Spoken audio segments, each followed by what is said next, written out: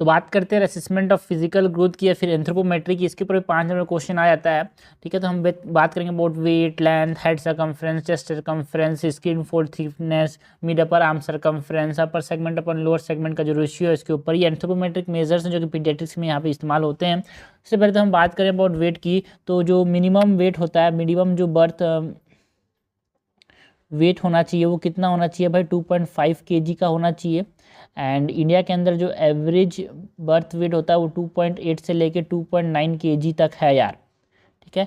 5 month में बात करें तो बच्चे का जो वेट है वो 2 गुना हो जाता है बर्थ वेट के, ठीक है। एक साल में क्या होता है, ये 3 गुना हो जाता है बर्थ वेट के, है ना। 2 साल के अंदर ये क्या हो जाता है, 4 गुना। 3 साल में ये हो जाता है 5 गुना। 7 साल में क्या हो जाता है, 7 गुना। एंड 10 ईयर्स में 10 टाइम्स, ठीक है। तो ये हमको ये सब पूछा जाता है कि बताओ एंथ्रोपोमेट्रिक मेजर्स में आप क्या क्या चीज़ों को ध्यान रखोगे। तो ये हमारे पास बताना है किसके बारे में, वेट के बारे में बताना है। लेंथ की बात करें, इसके बाद वेट के बाद हम बात करेंगे वो लेंथ। तो लेंथ जो है वो 2 तरह का लेंथ होता है। यहाँ पे बच्चों में बात करेंगे, पीडियाट्रिक एज ग्रुप की बात कर रहे हैं ना। तो एक होता है लाइंग एज, लाइंग मतलब लेटा के वेट लेंथ नापते हैं भाई 2 साल से छोटे बच्चों में। एंड लेटा के जो लेंथ नापते हैं उसको हम क्या बोलते हैं, इन्फेंटोमीटर। तो ऐसा नहीं कि इन्फेंटोमीटर में सिर्फ इन्फेंट्स का लेंथ नापा जा रहा है, बस 2 साल से नीचे का लेंथ नापा जा रहा है। दूसरा है स्टैंडिंग पोजीशन में लेंथ हाइट नापते हैं यार, ये 2 साल से बड़े बच्चों में नापते हैं। ये किससे नापते हैं, स्टेडियोमीटर से, ठीक है। बर्थ की बात करें तो बर्थ में यहाँ पे 50 सेंटीमीटर, 1 साल में 75 सेंटीमीटर, 2 साल में 87.5 सेंटीमीटर, 4.5 साल में यहाँ पे 100 सेंटीमीटर, ठीक है। तो ये हमने बात की about the length and weight anthropometric measures में। और हम हेड सर्कमफ्रेंस की बात करें तो हेड सर्कमफ्रेंस को यहाँ पे हम HD से डिनोट करते हैं यार। तो हेड सर्कमफ्रेंस जो है वो मेज़र कैसे किया जाता है, it is measured through occipital protuberance and supra orbital ridge, है ना। ऑसिपिटल प्रोट्यूबरेंस से सुप्रा ऑर्बिटल रिज तक इसको मेज़र किया जाता है। इसको किस टेक्निक से मेज़र किया जाता है, क्रॉस टेप से, है ना। क्रॉस टेप या फिर जिसको हम क्या बोलते हैं, ओवरलैपिंग मेथड।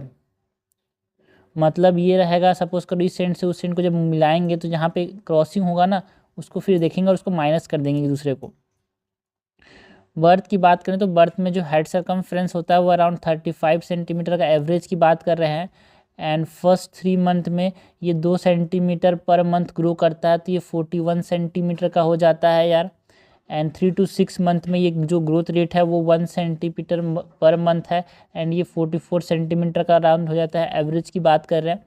एंड 6 से 12 महीने में क्या होता है, 6 से 12 महीने में ये 0.5 सेंटीमीटर पर मंथ ग्रो करता है, तो ये 47 सेंटीमीटर का हो जाता है। उसके बाद अगर बात करें 2 साल के अंदर, तो 2 साल में ये जो एवरेज लेंथ हो जाती है वो 48 to 49 सेंटीमीटर हो जाता है।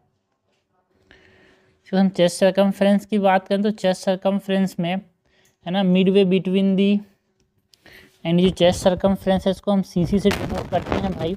एंड जो चेस्ट सर्कमफ्रेंस है वो कहाँ पे मेज़र करते हैं, 4th इंटरकोस्टल स्पेस में मेज़र करते हैं इसको, एंड क्रॉस टेप टेक्निक से। यहाँ पे जो बर्थ होता है, बर्थ के अंदर जो हमारे पास हेड सर्कमफ्रेंस होता है वो ज़्यादा होता है चेस्ट सर्कमफ्रेंस से, है ना। यहाँ पे हम चेक कर सकें कि टर्म है कि प्री टर्म है, हेड सर्कमफ्रेंस को देख के। कैसे भाई, जो टर्म होगा ना, तो ये चेस्ट सर्कमफ्रेंस की बात कर रहे हैं ना हम, तो टर्म में क्या होता है, जो चेस्ट सर्कमफ्रेंस है वो कितना होता है, 2 सेंटीमीटर, मतलब जो दोनों का डिफरेंस है वो। एंड प्री टर्म में जो मोर देन 2 सेंटीमीटर का डिफरेंस होता है हेड सर्कमफ्रेंस और चेस्ट सर्कमफ्रेंस में। 9 से 12 महीने में क्या होता है, हेड सर्कमफ्रेंस चेस्ट सर्कमफ्रेंस के बराबर हो जाता है। और 12 महीने के बाद क्या होता है, जो चेस्ट सर्कमफ्रेंस है ना वो बड़ा हो जाता है हेड सर्कमफ्रेंस से। तो हमने बात की about chest circumference, head circumference, length and weight. उसके बाद हम बात करते हैं about mid upper arm circumference की। ठीक है, तो जो मिड अपर आर्म सरकमफ्रेंस है इसका मतलब क्या समझ रहे हैं भाई, it is the mid point between tip of, मतलब कहाँ पे नापते हैं मिड अपर आर्म सरकमफ्रेंस को, it is the mid point between tip of acromion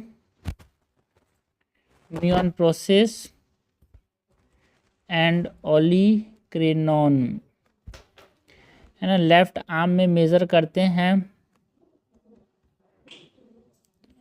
Sakir tape के थ्रू। नॉर्मल कितना होता है 15 to 17 सेंटीमीटर, है ना। लेस देन 13.5 सेंटीमीटर क्या बोलेंगे protein energy mall nutrition, and less than 11.5 centimetre क्या बोलेंगे सीवियर एक्यूट माल न्यूट्रिशन। ये हमने बताया मिड अपर आर्म सरकमफ्रेंस का इंपॉर्टेंस। उसके बाद हम बात करें स्किन फोल्ड थिकनेस की, तो एंथ्रोपोमेट्रिक मेजर में स्किन फोल्ड थिकनेस जो है वो मिड आर्म में मेजर किया जाता है, दैट इज ट्राइसेप्स के अंदर। एंड यहाँ पे फोल्ड ऑफ स्किन को देखा जाता है, fold of skin between thumb and index finger, किसके थ्रू यहाँ पे हम स्किन फोल्ड थिकनेस देखते हैं, हार्पेंडन स्किन कैलिपर के थ्रू।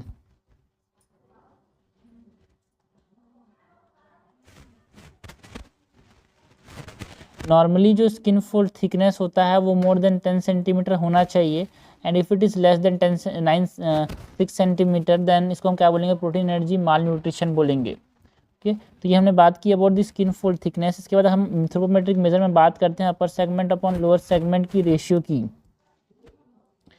जो अपर सेगमेंट है इसमें हम हेड टू प्यूबिक सिम्फाइसिस तक बोलते हैं इसको। लोअर सेगमेंट किसको बोलते हैं, height minus upper segment. Birth में जो अपर सेगमेंट और लोअर सेगमेंट का जो रेशियो होता है बर्थ में वो कितना होता है 1.7:1, है ना। एंड 34 मंथ्स में कितना होता है 1.3:1, 94 मंथ्स में कितना होता है 1:1, एंड 104 मंथ्स में कितना होता है 0.9:1। एडल्ट की बात कर रहे हैं, एडल्ट में भी वो 0.9:1 होता है, मतलब जो अपर सेगमेंट होगा 0.9 होगा एंड लोअर सेगमेंट 1 होगा। तो ये हमने बात की about the assessment of physical growth anthropometric measures में weight, length, head circumference, chest circumference, mid upper arm circumference, skin fold thickness, upper segment upon lower segment का रेशियो।